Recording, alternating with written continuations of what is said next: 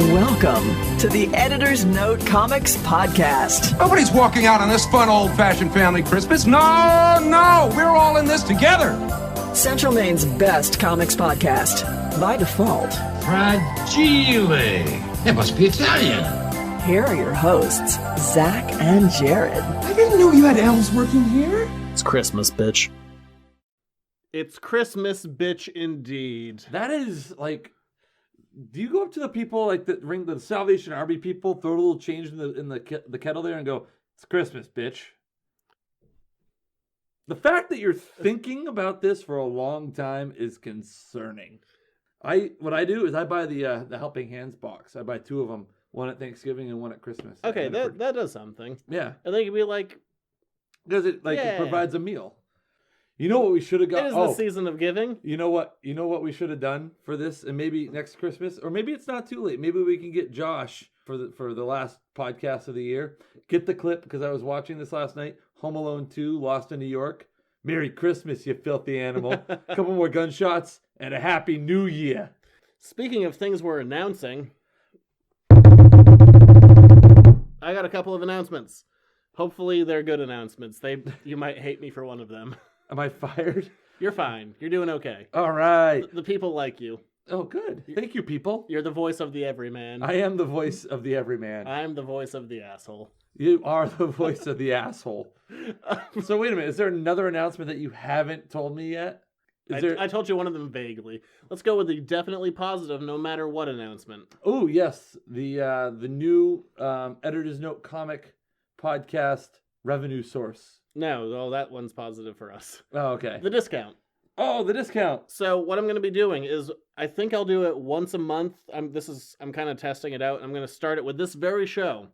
I'm going to sneak a key phrase into the show. I'm not going to do it right now. Oh, okay. The idea is to increase listenership. Little peek behind the curtain. Okay. Especially for this first one, which is going to be a decent sized discount. I will give an extra 15%, whether you have a pull list or not, on any item. If you can repeat to me the discount phrase that I will hide in the middle of the podcast, remind me to put this in. I will forget. No, I won't let you forget to put in the discount phrase of the week. Month. Stop. So is it all month long? Or no, is it it's just the gonna week of the podcast? It will be for this week, and I will be sneaking these in. I don't know if I'm going to announce them or not. I'm still kind of field testing this idea, but the idea is that if you listen to our show, you will get a discount. I'm not going to say when it is. It will just happen at random. The discount phrase of the month is, and then we tell you. Yeah, and then it would go for a solid week after. Should we get like a cool sound, like some sort of like when? No, I want it to be secretive. I want it to be embedded in the podcast. I want it to be in its DNA, like Pee Wee's Playhouse. Like if somebody comes in and says the secret word, you go like ah, and like everyone's gonna go crazy. Those are both awful. Those were god awful. We both suck at Pee Wee. But there's that. So somewhere within this episode, you will find the hidden podcast discount phrase. If you come say it to me within the next week at the counter, you will get a discount. By the way, it will be embarrassing. Nice. I at least need to be entertained by this. Have to walk through downtown Hollowell with like a sandwich board, no. like Bruce Willis in one of the Die Hard movies. Yeah, but it'll be like Ollie Oxen discount, something dumb. That's terrible. I'll make it up on. Yeah, we got to come up with something better than that. It'll happen. Easy does it. This is my money we're dealing with. Well, no, but I mean, Ollie discount. Come on, man, that's terrible. I'll make it work. Make 15%. Will you do that for 15%? Yeah, I mean, you got to make it worth your money. So, second announcement for the show. As of yesterday, talking in the future now. Oh, I could see like the wheels turning in your brain. Like, what day is that? Well, it's because it's Monday night. We usually record on Tuesday, but now it's Monday. Behind the curtains of the show. So as of yesterday, we have officially launched a Patreon for the show. Yes. And before people don't freak out. It's fine. The show will be free no matter what. If you just want to listen, it's going to be there. Don't worry about it. I have no intention of charging for this. But we do have one going. What we're going to have on the Patreon is we'll have exclusive podcasts and exclusive videos. Right now, we should have one of each up, along with an intro video. And you can go there and find out all the information. But the quick sum up is we're going to have 3 tiers. There's a $1 tier, which is just, hey, thanks for doing what you do. And, you know, you're worth $1 a month.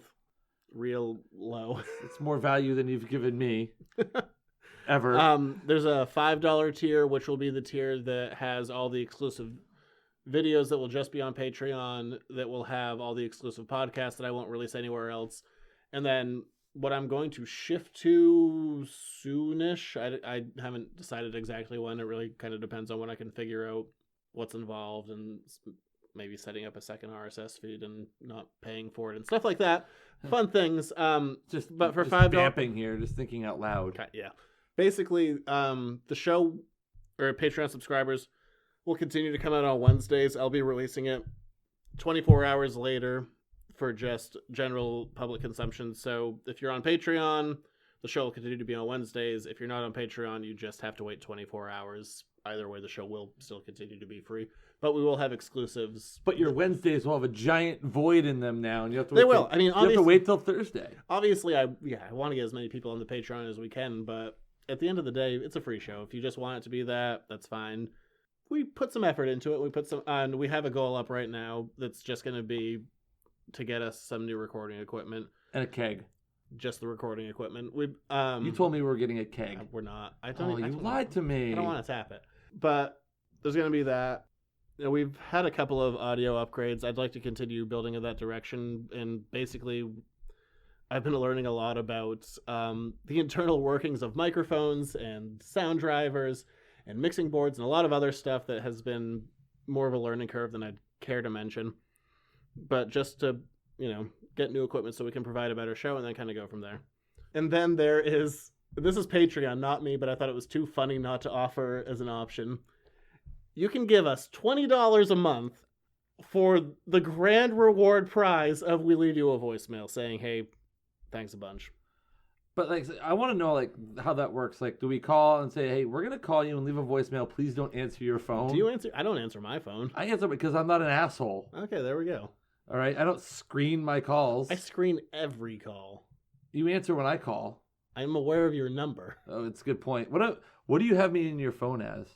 Your name. Okay, I didn't know if you had some sort of name for me in your phone. No, that's too complicated. Okay. No, you're just you. Okay, cool. Thank you. But yeah, so the Patreon is live as of now. We're recording this on Monday, a day before I launch it. I really hope it's live as of now. The goal is to have it be live. I've been working. I'm trying my damnedest. You're working hard. Which is kind of the elves in the workshop right now at Editor's Note. That's the working overtime. That's the mantra of the store. I'm trying my damnedest. I'm trying my damnedest. But if you want to support the show, great, thank you. If you don't, that's fine too. It will always be there. It will, until we kill each other. But it will be there until then. But it will continue to be free. I'm not going to help save you from the demon loving now. Yeah. Also, I just want to throw this out there. When I throw up the show, if you could retweet or share or anything, every little bit helps. Why are you staring at me when you're saying that? I retweeted the show last week. Because I yelled at you. Well, yeah, over Twitter. I yelled at you on Twitter. I yelled at you in person. That's true. You just have to say please. So angry. You are. I'm fine. And I bought you a Christmas present. You did, and I am gonna enjoy some of it. Imbibe that now. There you go. Enjoy your Christmas present. Cheers to Christmas. Hey. Ho, ho, ho. We'll need it for next week. We are moving on. Time for the news. Cheers. Before we get started, does anyone want to get out? It's time for the news. You know what's kind of awesome? Star Wars? Well, yeah, we have Star Wars. We'll get there in a bit. We're going to smoothly transition. No. Comics, man. Comics are awesome. Well, yeah. I mean, that's the point of the podcast. Something Marvel's been doing within the last year that's been really cool is they've been kind of cribbing these writers to come in and do this thing. And it's really been increasing their readership. Right now, Black Panther is being done by Ta-Nehisi Coates, Pulitzer Prize winner, amazing journalist. He pulls in a lot of readers. Mm-hmm. People you would never expect to read comics come into hey man, you got that Ta-Nehisi Coates book? Yes, I do. He's really good and he's so smart. Damn, I mean, amazing pull. The new writer they got, R.L. Stine. What? Will be writing Man-Thing. Man-Thing. Which is it's a monster book. Well, I figured they got R.L. Stine on a monster book. Well, I mean, he wrote the Goosebumps book. Yeah. People are excited. So am I. Man-Thing. I like it.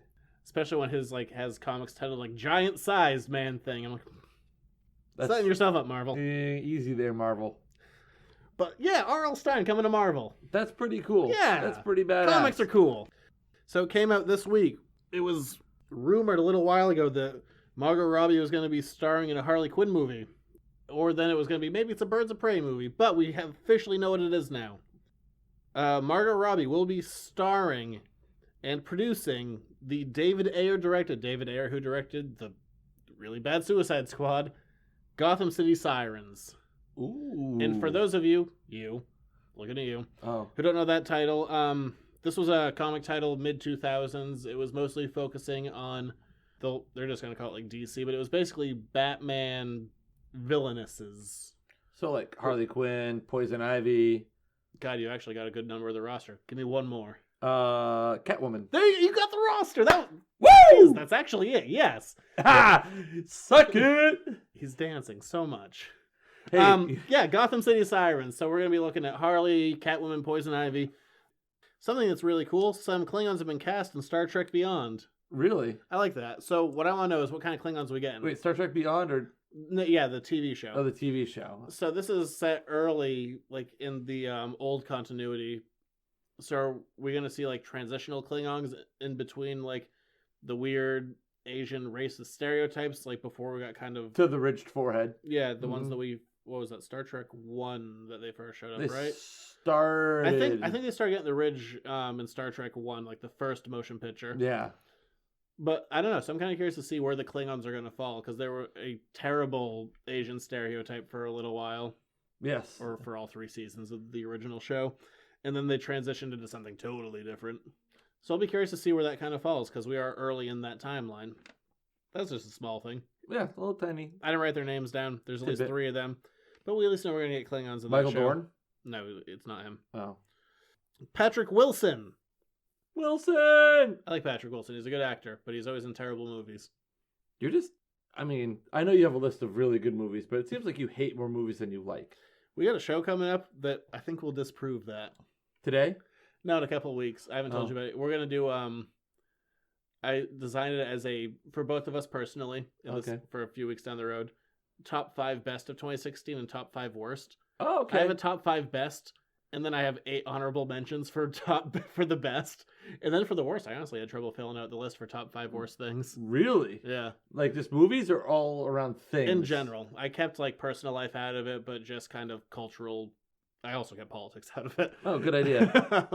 But for top 5 cultural things, You can't have 8 honorable mentions. It's my show. I'll do what I damn well please. Our show. Okay, easy does it.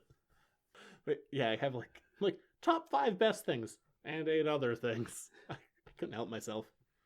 Wow. There's too much. There was a lot of good this year. There are a lot of people who think 2016 sucks. I'll throw out some compelling arguments for cultural things. There you go. Not deaths, not politics, not personal things, just some good pop culture. I mean, there was some decent stuff in 2016. Yeah, I got a good list. I have a top 13 and a 5 bad. All right. But Patrick Wilson, who might be known for Watchmen fame, playing Night Owl 2 more specifically, just not in agreement. Mm-hmm. He is going to play one of the 2 existing Aquaman villains. There's more than 2, but really the only 2 that matter. Over Fisherman and Oil Spill Captain. He's going to play his brother, Ocean Master. I was close with the ocean part. Yeah, you got there. It's Black Manta and Ocean Master, and after that, who the hell cares? So Oil Spill Captain is not a... That's probably more like a Captain Planet villain. And that theme song stuck in my head. Thanks for that. You're welcome. That's awful. He's a hero. But I guess He's going to cut pollution down to 0. it's catchy. It is. That's the point of a theme song. But whatever. Patrick Wilson playing Ocean Master, one of the only 2 Aquaman villains. Yay. I like him. He's good. He's just always in awful movies. The Batman. The Batman? According to Ben Affleck, is starting production in spring of 2017. Nice. What's the release date on that? 2018 or 2019? Nothing yet. Oh. That's only speculation. There's a couple of untitled DC Warner's projects. It's not clear what it is. But it's supposed to start shooting in spring of this year. Godzilla. Godzilla. What band was that? Oh, it was like the Greg Kinn Band, wasn't it? No. No. Who did Godzilla? Blue Oyster Cult. Oh, yeah. Um, Tokyo. Godzilla. Yeah, okay, yeah. Such a terrible. It's a great song, but I the like lyrics that are song. so like. They're dumb, but I like it. Killed that song on Guitar Hero. Was that on Guitar It Hero? was on one of the Guitar Heroes. I honestly didn't know that. Godzilla has a title. It's very indicative of the old first movie, or the first movie for the American title. Godzilla. It wasn't just Godzilla. The original title for the first movie in the English dub was Godzilla, King of the Monsters. Yes, I knew that. This new title, for what's going to be 2017? Godzilla, Prince of the Lizards. Close. King of Monsters. Ooh. So they just got rid of the. Yeah, basically. They dropped the pronoun.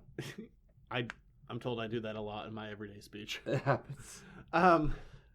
Yeah, Godzilla has a title. Bring me a comic book instead of bring me the comic book. Well, what I love is that bring me whiskey. what's going to end up happening is that we're going to have 2 Godzilla movies, and then much like the original Godzilla, in his third movie is going to be his versus with King Kong.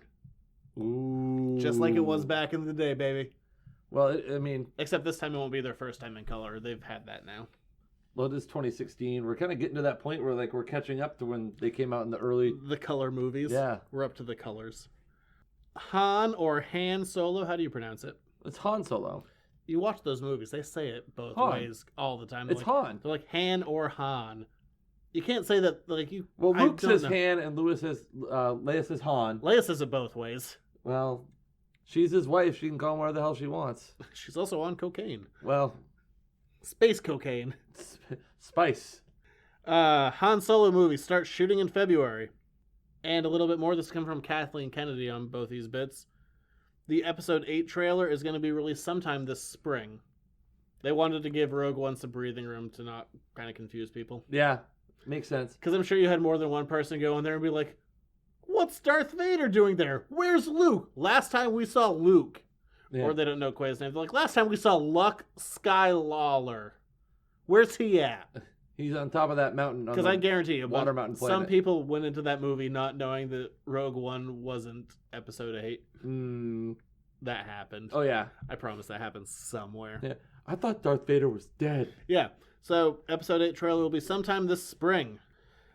The X-Men comic books. Yes. They are getting a full relaunch of titles. Do we now know what those titles are? I do not know. I'm happy to tell you. Oh, please, enlighten me. Is it like the Ultimate X-Men? Is it X-Men Rebirth? Well, Ultimate X-Men's done. That's been done for a little bit. The new Ultimate X-Men. Look, we're finishing up all new, all different, but we're moving on to something else. These These are all really things Marvel's used for the titles. super brand new Ultimate class of X-Men. Not on potential, but no.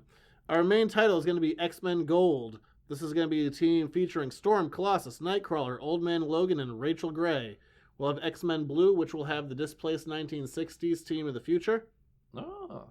Jean Grey will be getting her own solo series. Iceman will be getting his own solo series. This is the older Iceman dealing with the fact that his younger self has come out as gay. And global warming. Yes, and dealing with global warming. But this will be, for both Jean Grey and Iceman, this are both their first solo titles. I heard that the Iceman's villain is Rock Salt, whose street name, his everyday name, is calcium chloride. Cable is getting his own series again. He hasn't had one in a couple of years. That's going to be written by a really great writer, James Robinson. Now that all of the kind of older senior members of the X-Men are dead, between like Cyclops or Wolverine and Professor X, you got to deal with how's, Cable kind of being the X-Men daddy coming around. Generation X, which is going to deal with kind of the younger team. I'm surprised they haven't done a title Generation X already. And then you're going to have Weapon X, which is going to be like Lady Deathstrike, Wolverine, Sabretooth, those kind of guys, written by one of my favorite writers, Greg Pak, who we'll be talking about in the next year with some of the stuff he's done with the Hulk. But yeah, new X titles. I'm excited about most of them. Basically, they said, look, we're getting away from all this mopey crap, and we're going to go back into, hey, remember that adventuring is fun and we have superpowers? That's kind of awesome, right? Nobody wants to sit around and read about people moping. Well, they're always like, if I want to watch people mope, I could just yeah, for the last few go years, to, they've been like, it's a the end of bistro. our race. Oh my god, the pressure's on us. Everyone hates us, but I guess they're going back to what's fun? being an awesome and having superpowers and Going out- going into space and having colorful costumes. Just going out and kicking some people's asses. Yeah, let's have some damn fun. Let's go beat some people up. Let's go hang out in the Danger Room. I know what the Danger Room is. Well, the Danger Room was a piece of Shi'ar technology that was given to Professor Xavier by Lilandra, but then it turns out that it was sentient, and Professor Xavier heard it back in a long time before. But then in 2006, in Joss Whedon's second arc of Astonishing X-Men, the Danger Room became sentient and kicked all their asses, and then became a member of the team in the late 2000s. And I don't really know what she's up to right now. She's been gone for a while. Okay, so I really didn't know anything about the Danger Room, I guess. I lose anyone on that? X-Men! What's next? Wonder Woman. We didn't talk about this when it happened. We should have, because I Oh. wish we had a follow, because this would have been a fun follow-up. 2 months ago, it was announced that Linda Carter, 1977's TV Wonder Woman, and Gal Gadot of Batman v Superman Wonder Woman, and the character itself became a UN ambassador for women. Well, congratulations, Princess Diana. It's been 2 months, and they dropped that so hard. There was so much backlash that the UN's like, you know what, this isn't worth our time. On second thought, no Wonder Woman. They're You're like, no longer. basically, and these aren't my words, but it was basically, we don't want this scantily clad, large-breasted white woman representing all women. And then Gal Gadot was like, of everything happening in the world right now, this is the thing you protest. That's a reasonable. I'm kind of with her. Like, if you go, we'll do. I have an episode planned eventually of going kind of into the history of Wonder Woman and her role in the world, which is endlessly fascinating, or it is to me.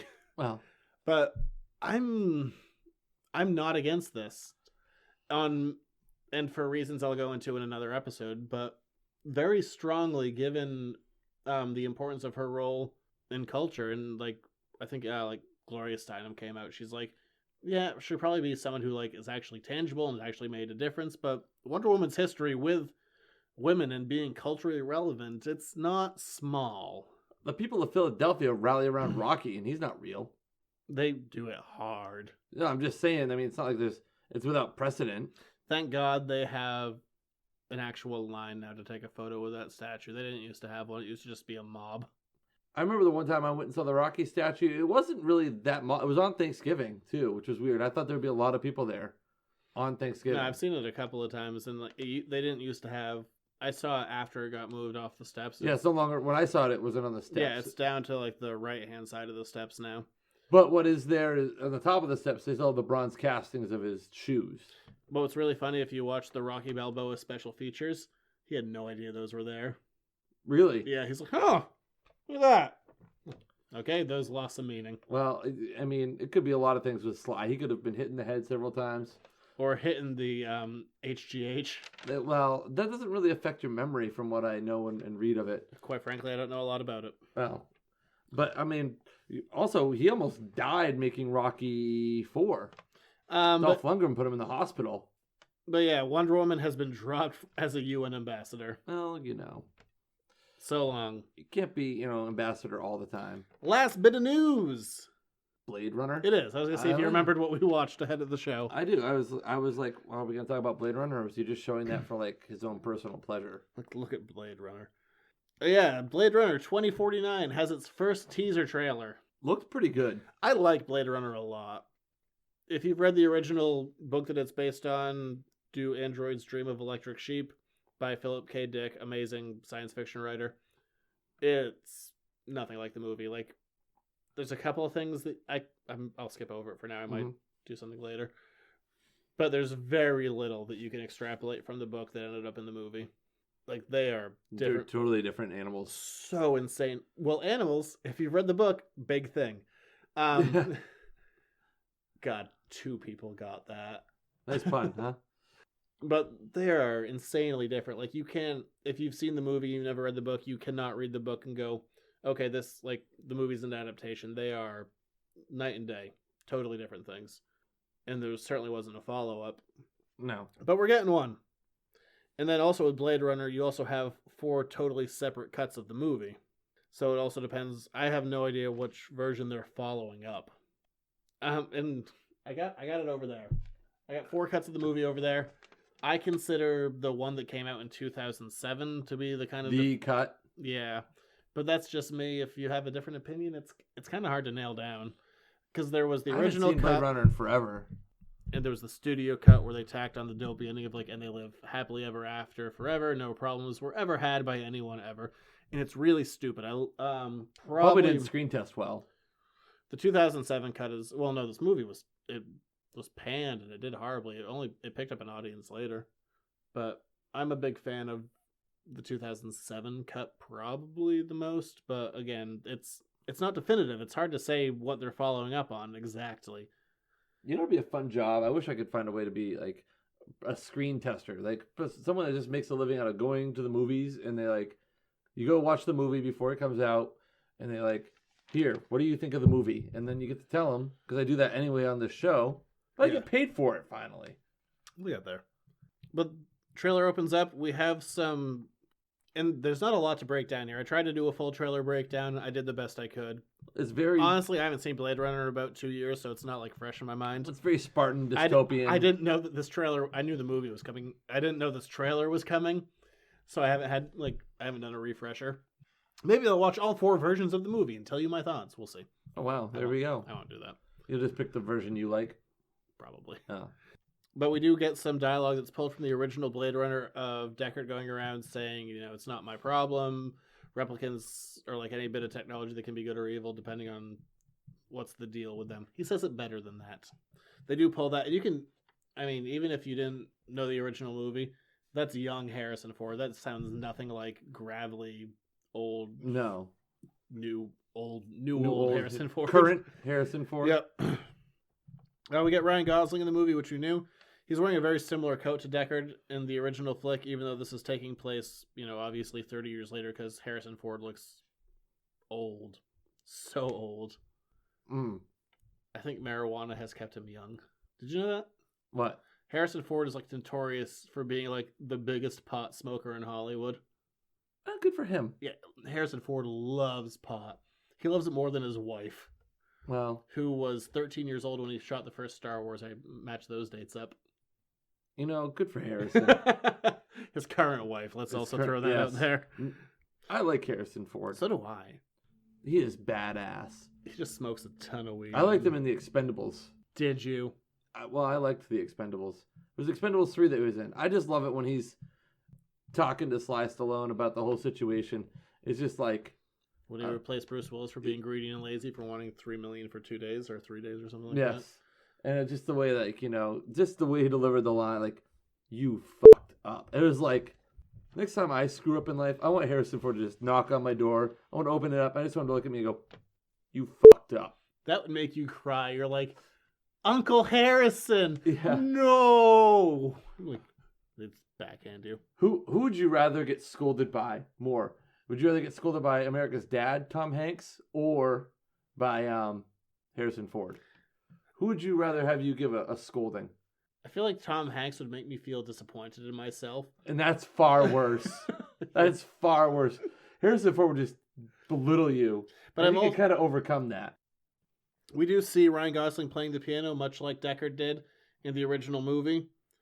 There's a giant, some kind of disintegrated, gigantic head that was on something. I couldn't figure out. There's a lot of this trailer. I couldn't figure out what it was. I couldn't figure out what the gigantic head was, which I assume was from some kind of advertisement, but I can't say it for sure. It's kind of plaster wireframe, kind of. Yeah, Ryan Gosling goes into a building.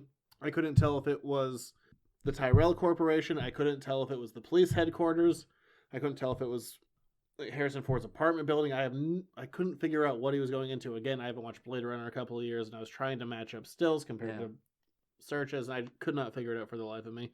I'm sure it's out there. I didn't do enough research. This happened like right before we were going to record the show. I'm like, damn it. A thing. It happened. Then we see Harrison Ford in the trailer. And I think we're going to see a lot more Harrison Ford in the movie than we initially thought, too. Yeah, my original impression of this movie was it was going to be kind of like the search for Deckard.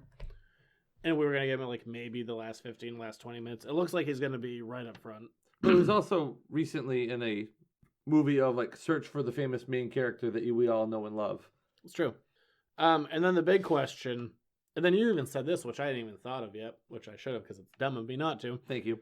And of course, the question that's always been there, is Deckard a replicant? Mm-hmm. Which my read of it, in the movie at least, not the book necessarily, but the movie, is I've always thought, yes. I just thought he was a different kind of replicant. Like he was something they were experimenting with, which still isn't necessarily untrue. It's not necessarily a bad thing. We see his hand shaking when he comes out. He's pointing a gun at Ryan Gosling. His hand's all shaky. But then you said, is Gosling a replicant? I'm like, I don't know. That's why we got to watch the movie. I don't know. I'm excited about it. I like Blade Runner a lot. I think it's a great sci-fi flick. It has influenced so much of modern science fiction. I love science fiction. I love Blade Runner. It's a really good movie. You know what's funny? I couldn't even tell you the first version I saw of the movie because my old man showed it to me when I was a kid. I'd seen it after that. Then I saw it when I was in college, like in some film classes, and then it came out. It came out on Blu-ray. But yeah, Blade Runner. I'm excited. I'm looking forward to it. It's coming out 2017. That's next year. It is. Next October, I believe, if I remember the date correctly. It's on our podcast schedule. I had to cut a long ways off. Look, I'll be real. This is a ways off for everyone. Looking forward to the summer and planning on what we're doing. I cut a lot of movies coming out in the summer because I'm like, we will be at the movies every single week, and that is too much.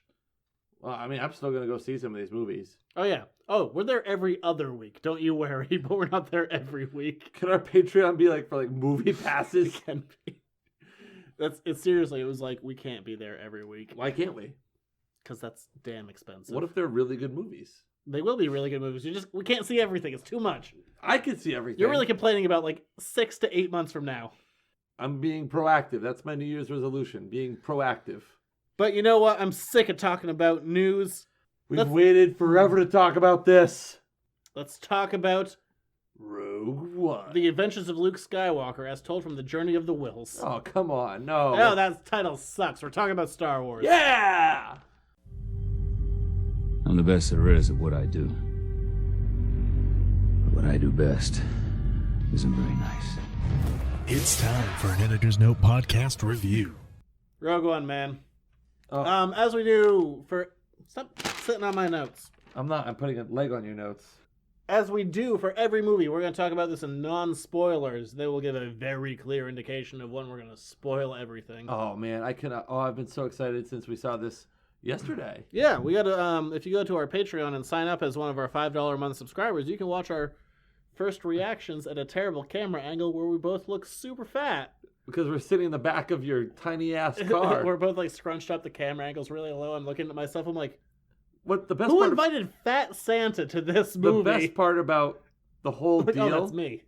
Is we're leaving the theater, and I was like, I'm going to go to the bathroom. It was fun. I'll see you tomorrow to do the show. Like, hey, guess what? We're doing a Patreon. I was like, I got to take a leak. And so I went, and you're standing awkwardly outside the bathroom waiting for me. And then you go to explain that, oh, by the way, we're shooting a video in the backseat of my car, which obviously raised a lot of concern for a variety of reasons. Yeah, we fogged your car up while filming a video in the back seat. But I haven't really ever come out of the bathroom anywhere and been told, oh, we're gonna go film a video in the back seat of my car now. That's a new one on me. Since we recorded our very first reaction, I've had kind of two major thoughts. Okay. Again, we're sticking to non-spoilers. Yeah. In storytelling, people always talk about they're like the 7 core stories, blah, blah, blah. That's the 7 great stories. Bunch of crap. There are 2 kinds of stories out there. Okay. One of them I'm a big fan of, one of them I don't really like. And this one falls into the I don't really like category. But there are always exceptions to the rule. There are character-driven stories, and there are plot-driven stories. This is the first Star Wars movie that's a plot-driven story.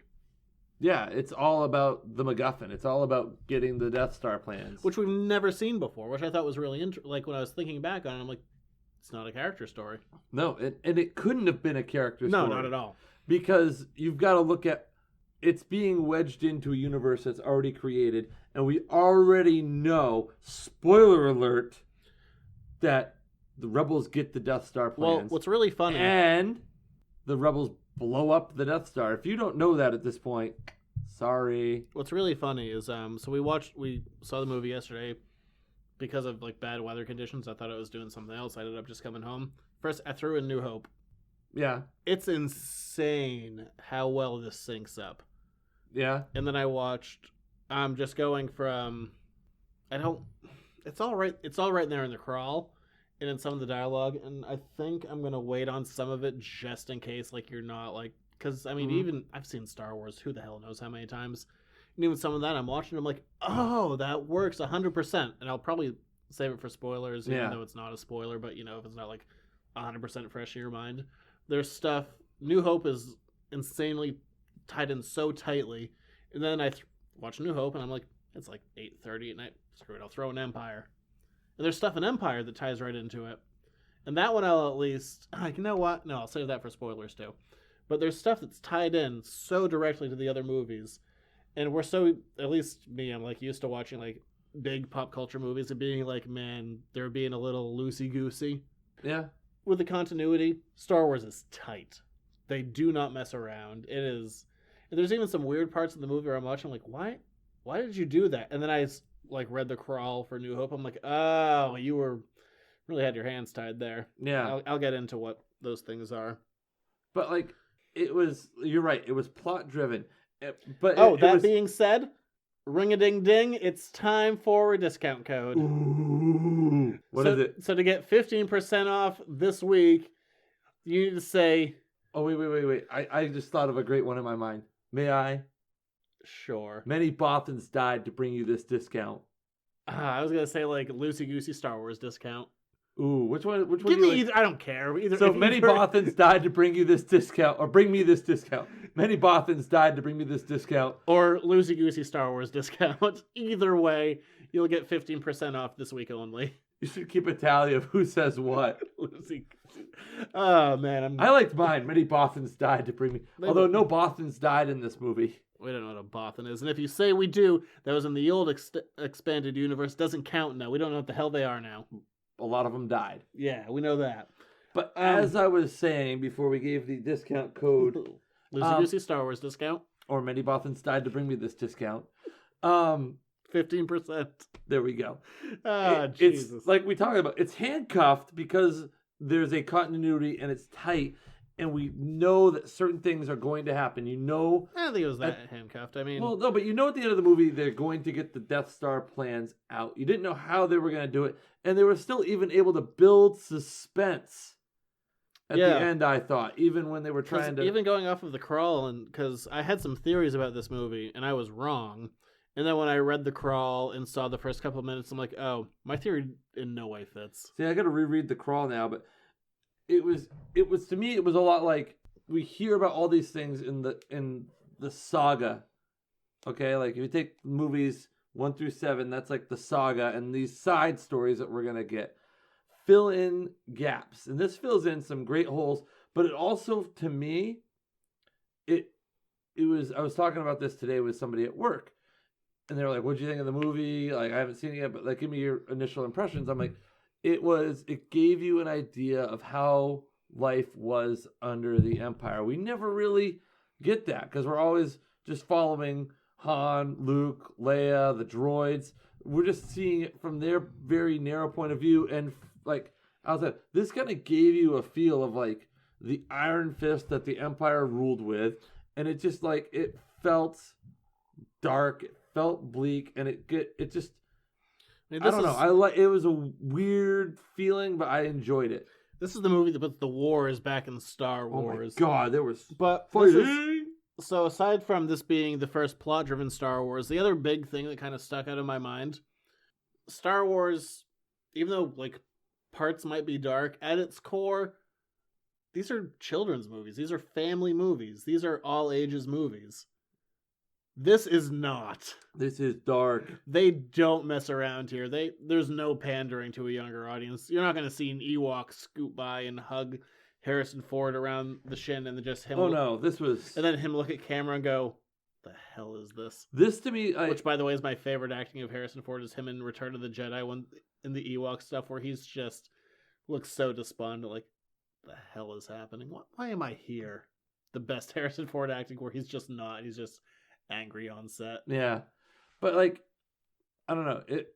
This isn't a family movie. No, and we'll get into that. But this also feels like this was like the prequel we kind of wanted. It felt like a palate cleanse. Like we saw some super whiny overly produced crap that looked, there was a little too nice of a sheen on it. This was like a palate cleanse going into the main story. This was like, I loved it. It's visceral. I loved it.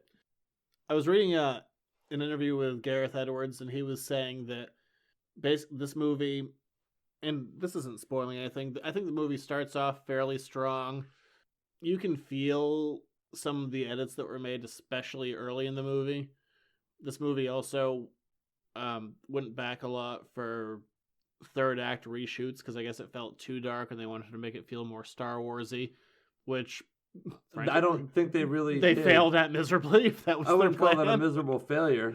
But I guess they reshot basically all of the third act to kind of redo it. And the beginning, you can feel a lot of it. There's a lot in the trailers that happens that you do not see in this movie. Yeah.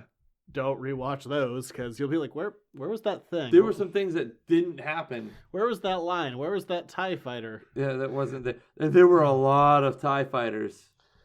Oh, but Gareth Edwards was basically saying his favorite scene from Star Wars, and I agree, it's my favorite scene as well, the Battle of Hoth.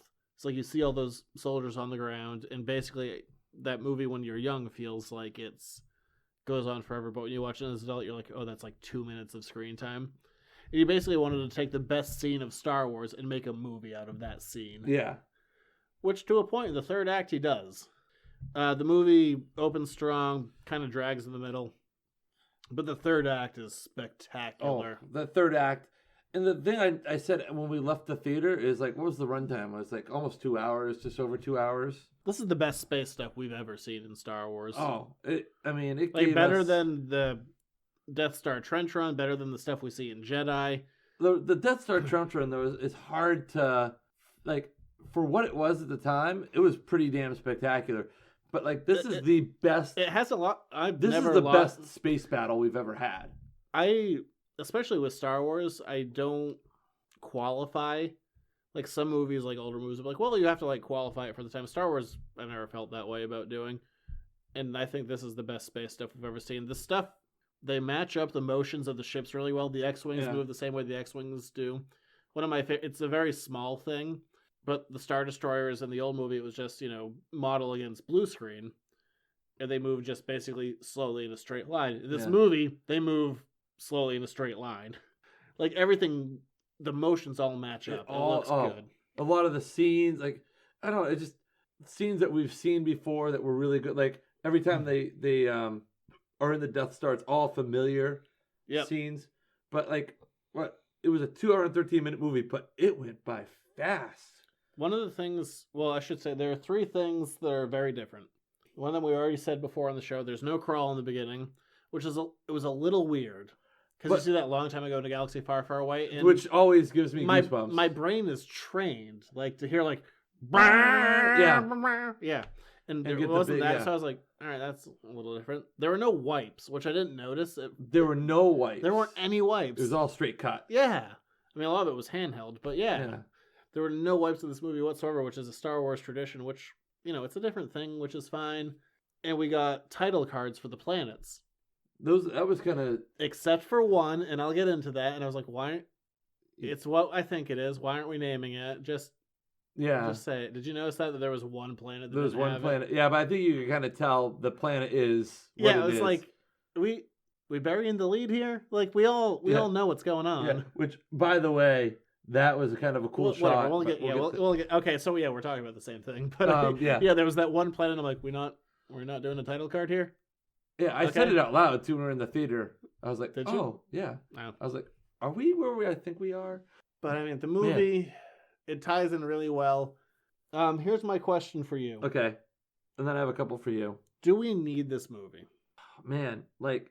I will say straight up, like, I enjoyed it.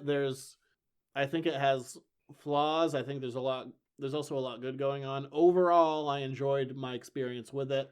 Is it the best Star Wars? No. Is it the worst Star Wars? No. It falls somewhere kind of in the middle. I'd say it's in the top 5. I mean, I'd kind of put it in that same kind of level I'd put like Return of the Jedi, Force Awakens at. Yeah, it's right in there. I mean, it's Empire, New Hope, and then for me, it kind of like it's like Force Awakens, Jedi, Revenge of the Sith. It's kind of like right in there. But, Take 1 and 2 out of the equation. Those are garbage. I mean, I'll still occasionally, like, if I'm gonna like do a big Star Wars marathon and binge, you kind of. I'm in the middle of mine right now because I did the prequels, then I did this, and I'm watching. I think this makes up for 1 and 2 of the prequels. Nothing makes up for that racist CGI bag of crap. But do you need this movie? Because one of the things, like, no, you could. There isn't. I don't think there's another movie that you could, with maybe the exception of Episode 1. But you couldn't pluck out another movie and go, okay, the story is still entirely cohesive. No. Except for this. You could go, all right, skip that one. But this is like, it works. Like I said earlier, this is like seeing how the magic trick is performed. It doesn't always necessarily ruin it. It's like, oh, wow, that's kind of neat. And sometimes the magic trick falls short. We'll get into that. Yeah. But I feel like this movie is, man, do you need it to advance the story? No. If you don't watch it, are you going to miss anything? It remains to be seen. Do you want more of this? Because, I mean, this movie for me is a little bit, well, it's a lot bit. This is the comics, but live action. The comics that are filling in the gaps, but you don't need to read the comics to understand the story. And some of the comics, especially, even more than this, which, by the way, we haven't done that section in a while. I'll give some recommended, I'll just do it now. Recommended reading. Theme. Let's put a smile on that face. This week's reading recommendations. Go read. There's a few moments in the comics that stand out as within the new canon that are absolutely amazing. One of them, go read the 6-issue crossover of Vader Down, where the rebels shoot down Vader's ship and then he just like massacres like 200 rebels, which is amazing. But the best part is when his ship is disabled and he can't fire any lasers, so he just flies his ship around using the Force and messes up an entire fleet of like rebel ships. That's pretty badass. Like lasers are going everywhere, ships are getting crushed and thrown everywhere. It's amazing. But then there's also a key scene that I feel like was missing from the movies. Now that we have the kind of, or not yet, I guess, but yeah, with the idea of the complete Vader story, like Boba Fett informs him that he fought Luke Skywalker, and Vader's just like, get out. And then it was just this moment, you see he clenches his fist, and he's on a Star Destroyer, and all of the glass on the front of the strut just cracks. Every bit of it just like spider webs out of just like rage. So stuff like that. Like, so for me, this movie is like reading the comics, because you're filling in gaps that don't necessarily need to be filled in, but it's still good storytelling. I thought it was like... Also, go read those damn comics. They're so good. They are so good. Star Wars comics are some of the best out there right now. Back to like your question, do we need this movie? I appreciated and enjoyed seeing like some of the stuff that we got to see in this movie, because it's always been like, all right, so you've given us everything that, like, especially right at the end, that thing that we've always had. Oh my god, we've all had that in our heads. We've never seen that. Oh, it was just like, it was just enough to make you go, wow. Which we'll talk about when we get to spoilers. Absolutely amazing. That's how you go out on a movie. Because you have the base 3 movies, New Hope, Empire, Jedi. Yeah. Then you get the prequels. All right, but you got that gap of time in between, where you kind of like, I want to know more about like that gap of time, and this kind of gives you like a little teaser, a little taste. At least a live action slice, because I know that people will say, and actually there is a thing that I want to bring up that I haven't watched Rebels at all. I've seen a couple episodes of Clone Wars. When I say a couple, I do mean a couple. But Clone Wars, again, is like before... Yeah, but Rebels is right before New Hope, and there is something... One of the best moments of this movie is pulled right out of Rebels, apparently, which I didn't know because I haven't seen the show. We'll get there. Mm-hmm. The thing with the Star Destroyer. That was pretty cool. That's out of Rebels. Where they do the thing? The ship. Yeah. The ship that does the thing. Yes. That's out of Rebels. That's kind of cool. Yeah. That's what kind of cool. That's amazing. Very cool. It's so coy. If you've seen the movie, you know what we're talking about. The thing that does the thing with the Star Destroyer. Yeah. Yeah, that's amazing. That's out of Star Wars Rebels. What did you think of the droid? K2SO, played by Alan Tudyk of Firefly Star Wars fame, or as you keep on saying, Dodgeball. Get over Dodgeball. He's Steve the Pirate, man. Not the first time he's done motion capture robot. He also did it in iRobot with Will Smith, and 2005-ish, 2006, somewhere around there. I thought it was great. I loved having a droid with no filter. That was I thought it was great. I love when you needed him in the movie. You always need that light character because there wasn't much of it. No. Yeah, there's so much more I want to get into, but we can't really. Let's get just into do it. Spoilers. So I'm gonna say non-spoilers. I'm gonna give this a see it in theaters, but with an addendum of you kind of don't have to. You don't have to. It's a standalone movie, so like if you don't know anything else that's going on, you can watch it and not there be will lost. not be a sequel. Yeah, there will not be a sequel. But my God, if you are a Star Wars fan, there are so many Easter eggs in this damn movie. See it in theaters. Are you gonna go back and see it again in theaters? Do you think? No. If so, would you see it in 3D? No. Just see it in the standard 4K. I mean, we did that for Force Awakens. We saw it in 2D, and then we went, saw it in and 3D. like the next day we went back and saw it in 3D. This doesn't give me that. You know what? Spoilers. Look out! There's spoilers ahead!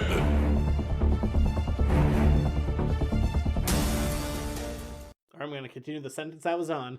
This doesn't give me that Star Wars feel that Force Awakens gave me. Like, Yeah. and I like and dislike both of those movies for very different reasons. Well, Force Awakens, like we've talked about, is Episode 4 redone. But that's not a bad thing. No. Because especially, in the store, one of the things I have to do is people are always like, oh, did you see this movie? And just so I don't bore myself, I have to come up with different ways to explain the same thoughts. Yeah.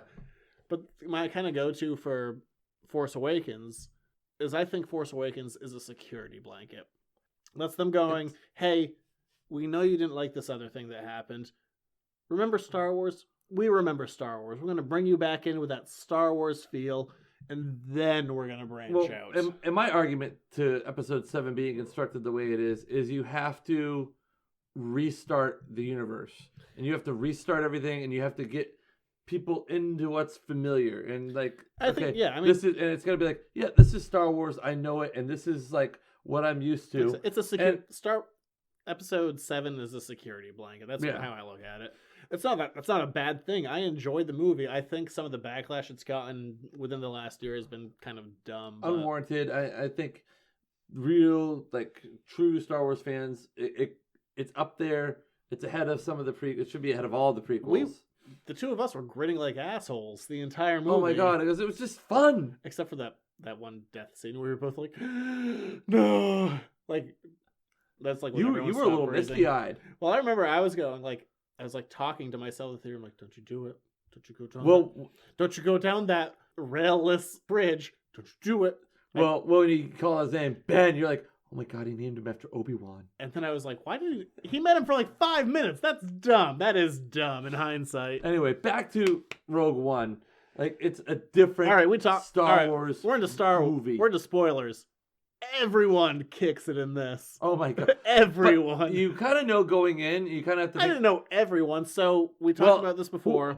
How are they going to follow them from here? They can. You can have soldiers and you don't need to follow them up.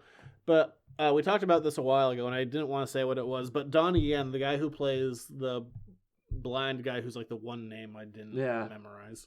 He was talking at Star Wars Celebration. He's like, so when my character dies and you see everyone around him just like you've been sitting on that for like 2 months. I know, you just see everyone freak out like, what the hell? Darth Vader has puns in this movie. It's such an Anakin thing to say. You said that in the movie, like, that's such an Anakin thing to say. In our Patreon video that you can watch for $5. Yeah. Spoiler alert on the Patreon like I said, video. We have title cards for every single planet. And then we cut to this lava planet. No title card. I'm like, it's Mustafar. Like Mustafa. It's a Queen song. Mustafa. No, that's a different thing. Oh. Also James Earl Jones. Yes. Mustafa. But Darth Vader's castle, that's pretty sick. Yeah, he's like, you know what? I'm going to own this.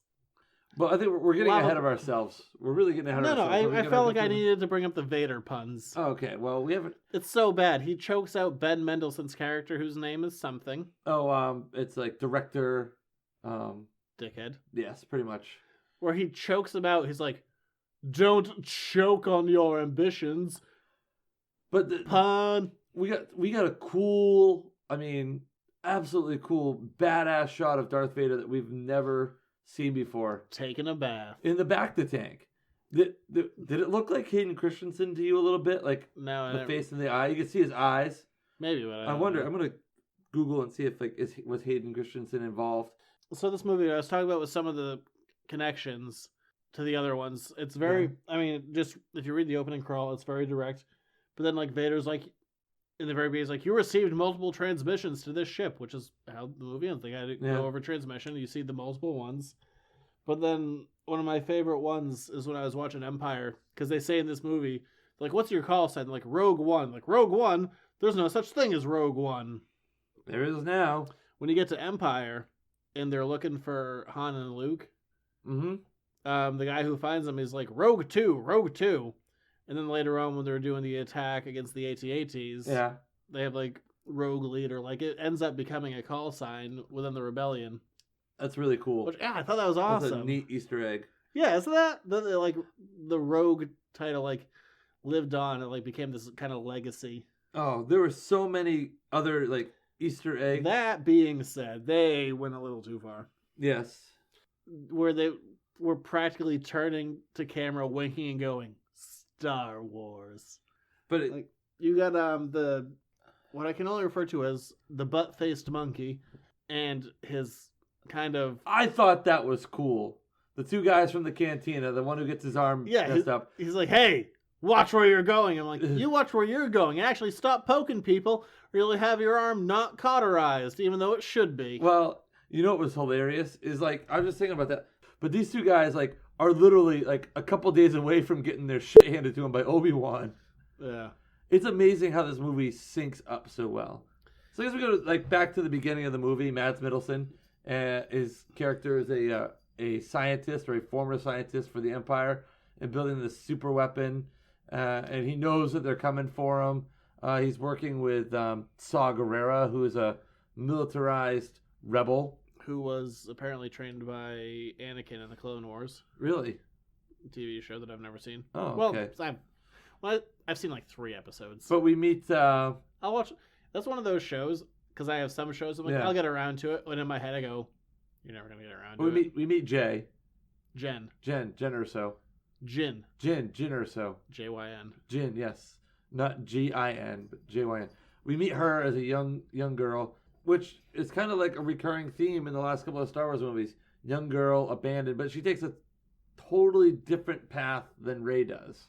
Yeah, so for those of you who are tweeting out dump Star Wars, it's still cleared over 200 million this weekend, so you know. Especially those of you who say this was a success because it made less than Force Awakens. You live in a weird world, buddy. Yeah, if you thought this movie was going to make more than Force Awakens, you were sadly mistaken. And if you think 200 million over the weekend is bad, especially the weekend before Christmas, it's going to hit big numbers again this coming week. It's only the 3rd highest December gross of all time. No big deal. But dump Star Wars, yeah, that succeeded. Yeah, and what are other what is it? Star Wars, and then what? Probably the other would be the Lord of the Rings movies. Your guessing game on point.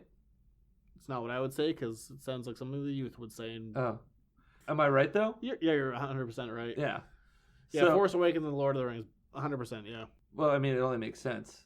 But dumb Star Wars, big success. Good job, guys. No, it didn't really work. But then we see her. We remember we thought in the trailer that prison facility we thought she was imprisoned on the Death Star. Yeah, I was wrong. No, we were wrong. Well, that's one of the scenes that I feel like there was a big edit on because we see her in prison, and then she's just being transported for literally no reason. I'm like, okay, so we're missing something. That's a work camp.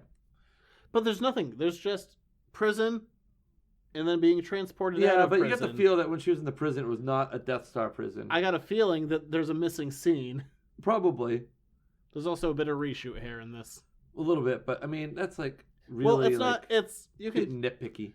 You can tell when the hair, it's extensions. It's not a new wig. It's extensions. When Felicity Jones is wearing extensions, that's when we're dealing with reshoots. If you can spot those. I love that you know A, to how to spot extensions, but B, more importantly, I loved like two as we get into like a little bit more of this. We get to see kind of the inner workings of the Rebel Alliance. We never really like. Well, you get to see. We always get like the feeling that the Rebels were just a bunch of like. They're not super nice. Yeah, we always like. Oh, the Rebels are good guys, and they're like. I'm gonna shoot an informant so I can have an extra 3 seconds of time to get away. Yeah.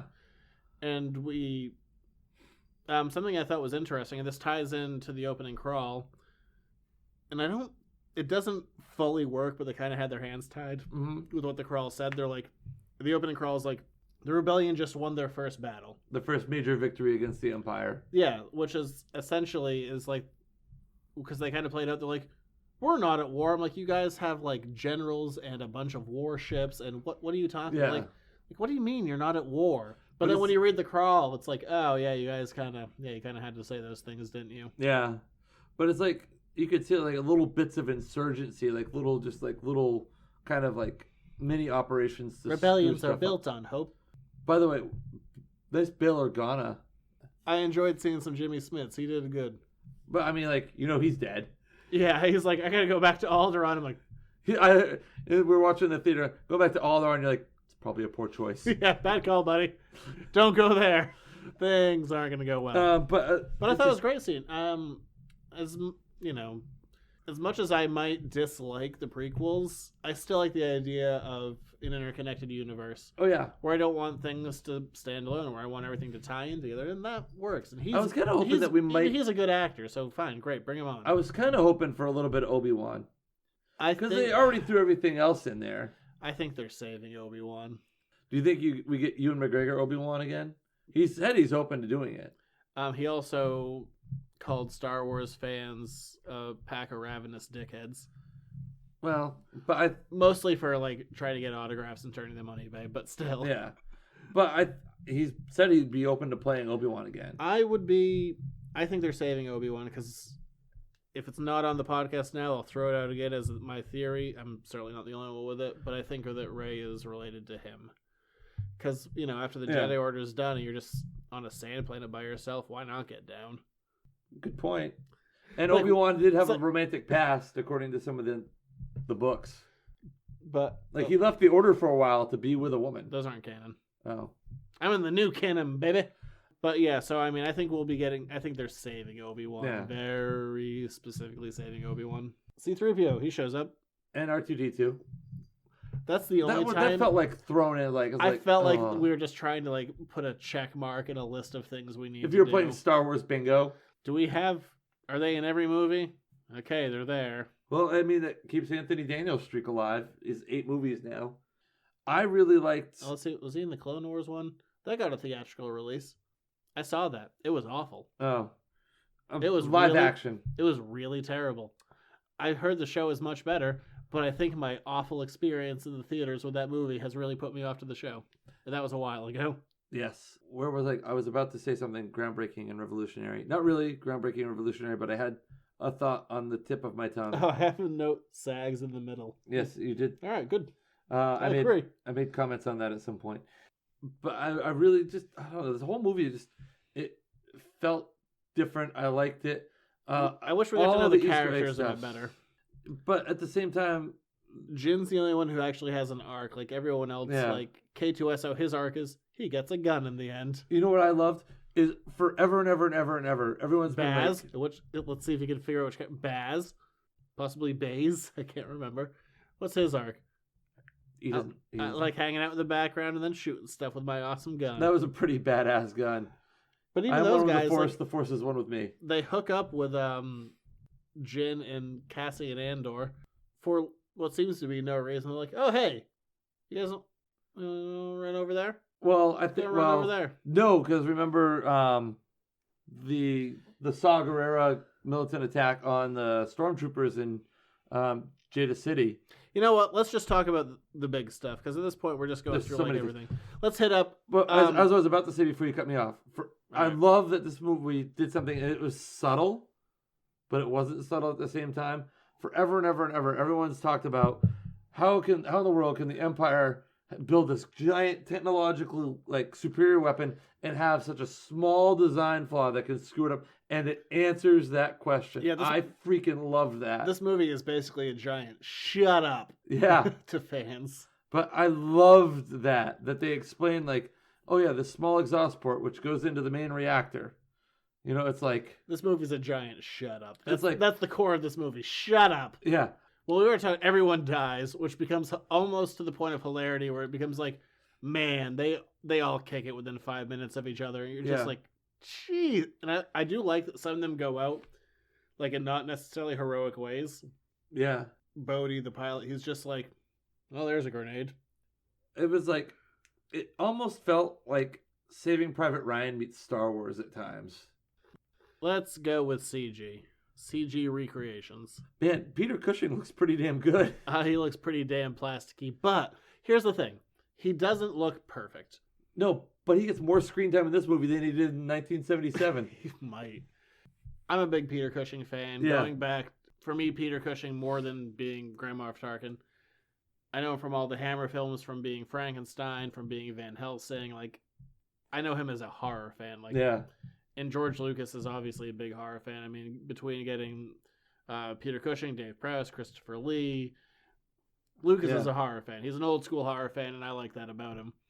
So I've always been a Peter Cushing fan, and getting Peter Cushing back, at least in some form, he doesn't look quite right. This technology hasn't been perfected, which I don't know how I feel about this in a couple of years. Because if you go back and you look at the prequels, one of the big problems with those is the technology wasn't ready.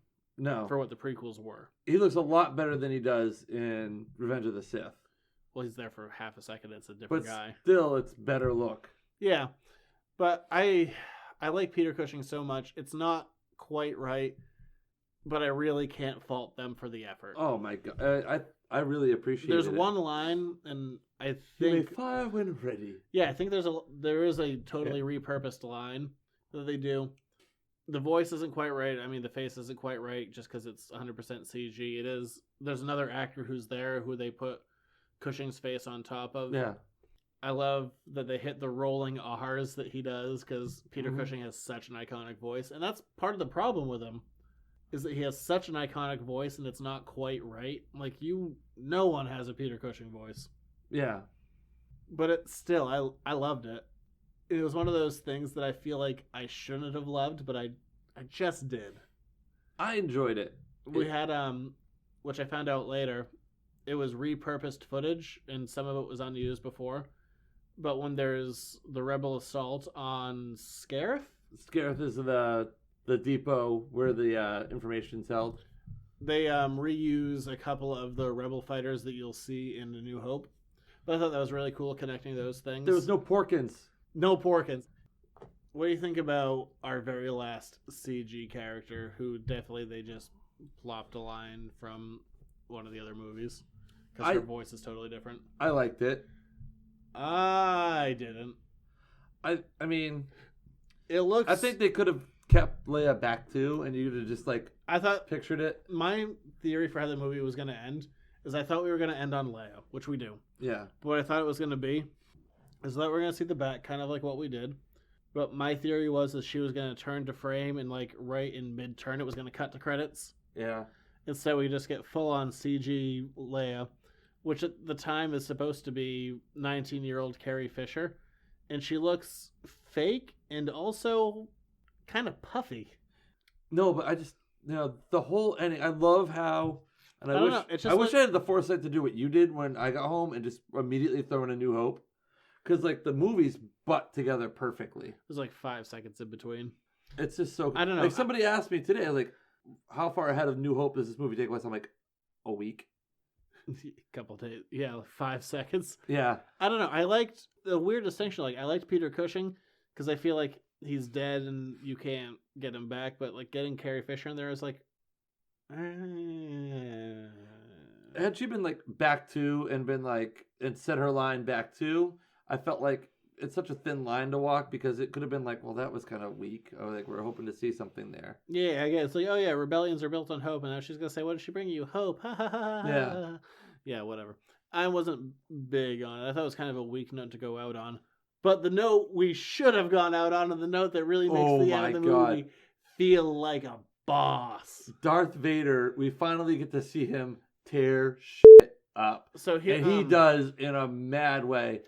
I want to go through Vader in this movie. So first of all, we also know that some Vader stuff was cut based on the trailers. We see him in a BAFTA tank, which looks amazing.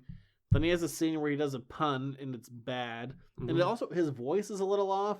But it's James Earl Jones. Well, that's the problem, is that you hear Vader's voice.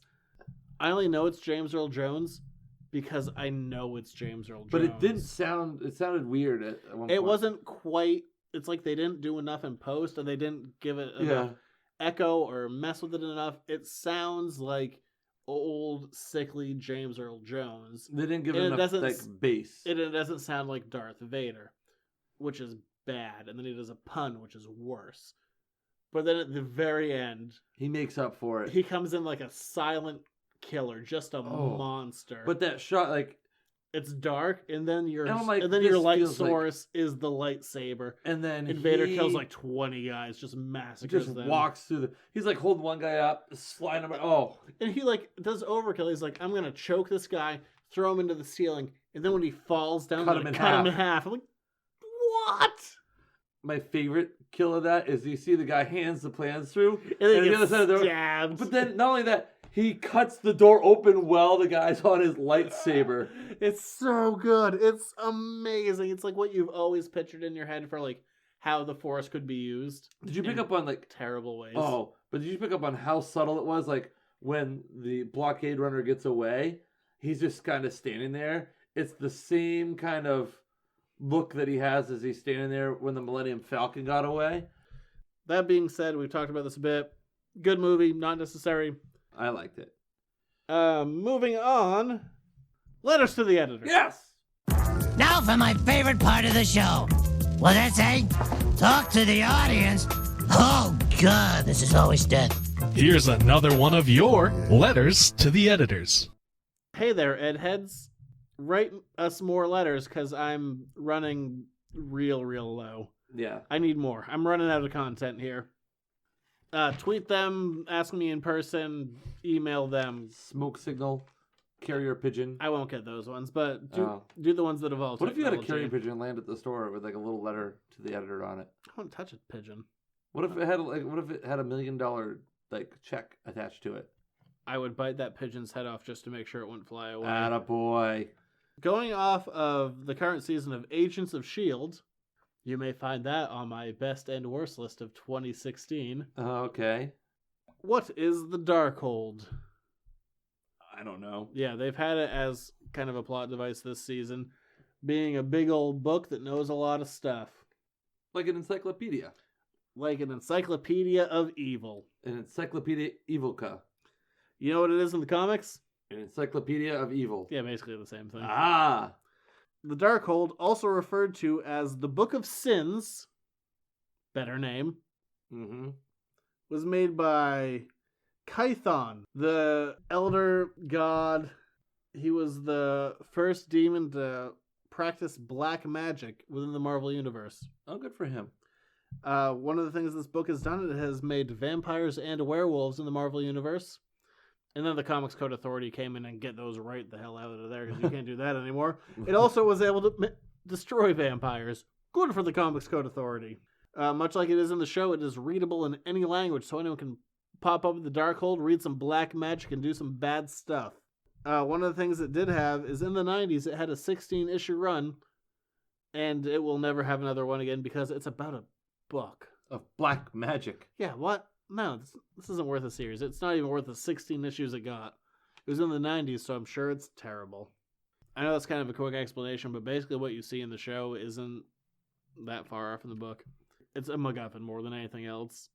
I feel enlightened. Thank you. Yeah, it's one of those, like, Agents of S.H.I.E.L.D., like, they're just stuck, like, kind of plucking the absolute bottom of the barrel. Like, the movies won't deal with this thing, so we can deal with the Darkhold.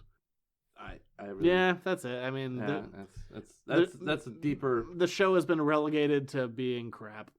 It's been better this season, though. It actually has. Where can we find you? Facebook, Instagram, Twitter. Rate, review, subscribe on iTunes. Every little bit helps. And of course, you can find me physically at my store. We're in the cold months now.